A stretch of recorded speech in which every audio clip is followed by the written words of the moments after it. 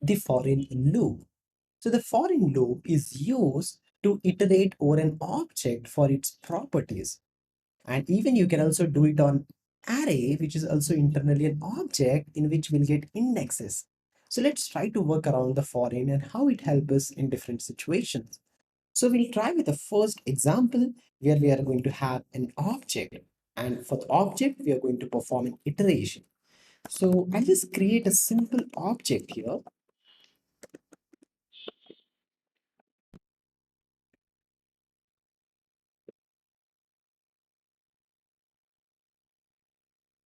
Okay. And one more property that we'll add. So this is my super simple object. Let me console and confirm everything is good. Perfect. So now here, if I want to know about the keys, so in this particular object, there are two properties. One is the language and second is the country. Each and every property consists of two things. One is the key and second is your value. So now I can get these values normally that we have seen. So now in this particular object, there are two properties. So this is the first property, this is the second property. Each and every property consists of two things. One is the key and second is the value.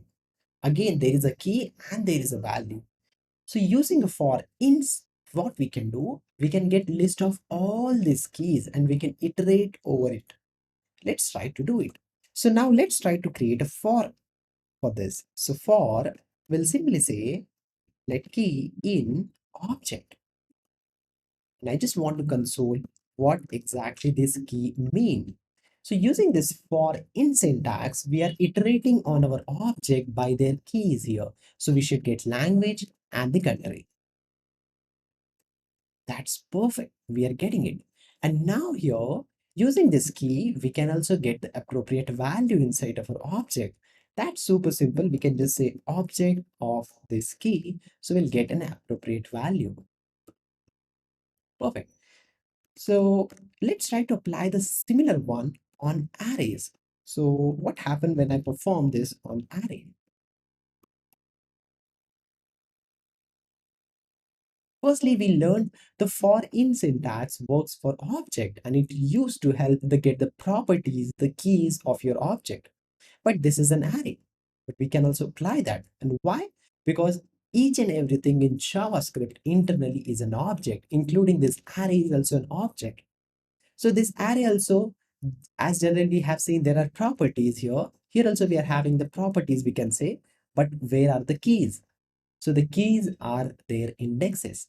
So what I mean with that, it is equals to 0 will be the key and 10 will be the value. 1 will be the key and 20 will be the value. And here 2 will be the key and 30 will be your value. So that's what the internal structure is. So if I just apply for, and again I mentioned key in array.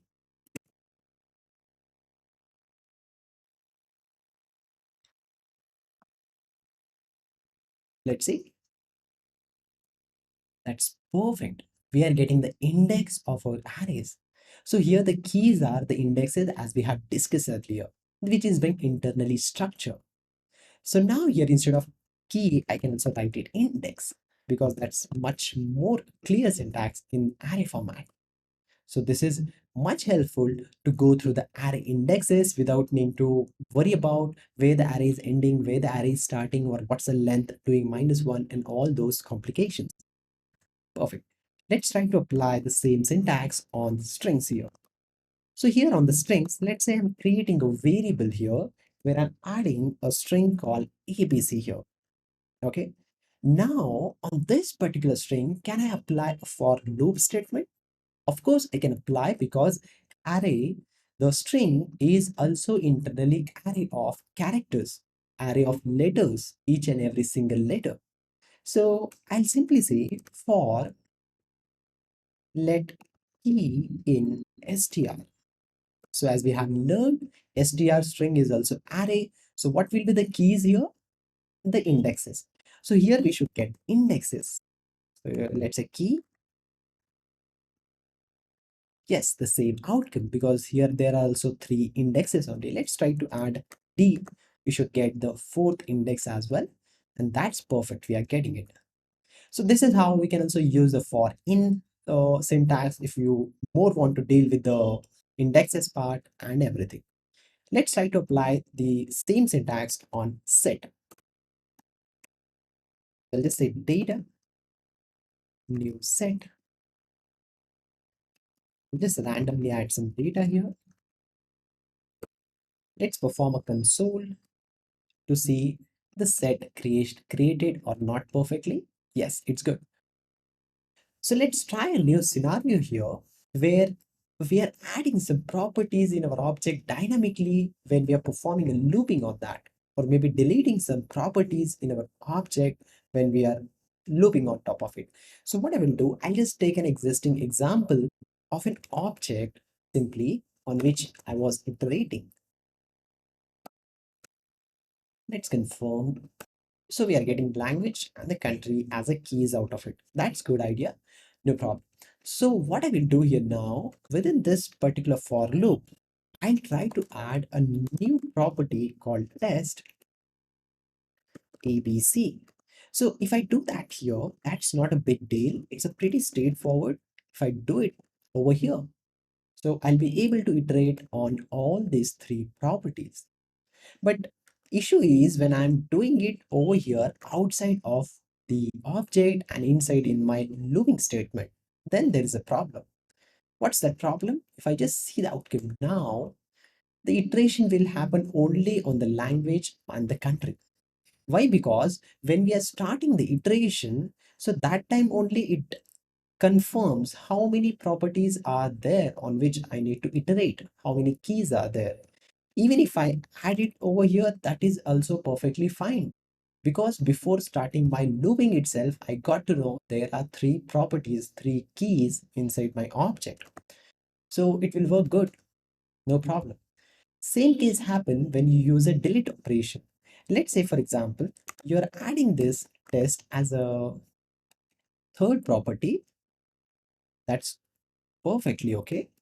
And suddenly I'm trying to change it from over here, delete object.test.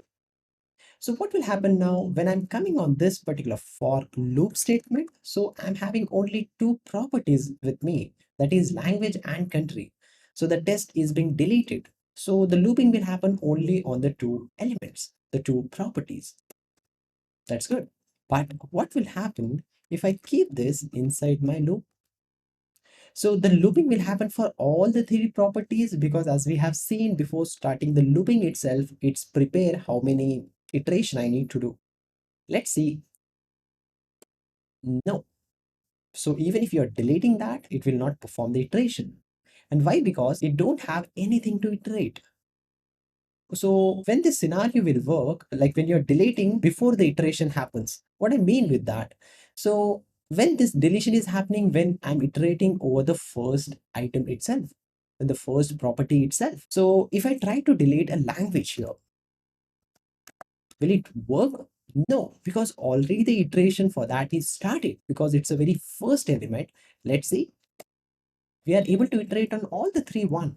So we can only delete those items, those properties which are not being started for our iteration.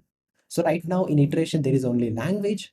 So that's the reason that's okay to find to delete the test one. Next time I'll come up with the country and that's it. So we should be able to see only two iterations are happening. So this is how the for in works and it helps us to perform many good iteration on our object, maybe the array, and it helps us to get the keys out of the object. It helps us to get the keys out of our array, which is a bit difficult operation in normal for statements. So this is how the for in works in JavaScript.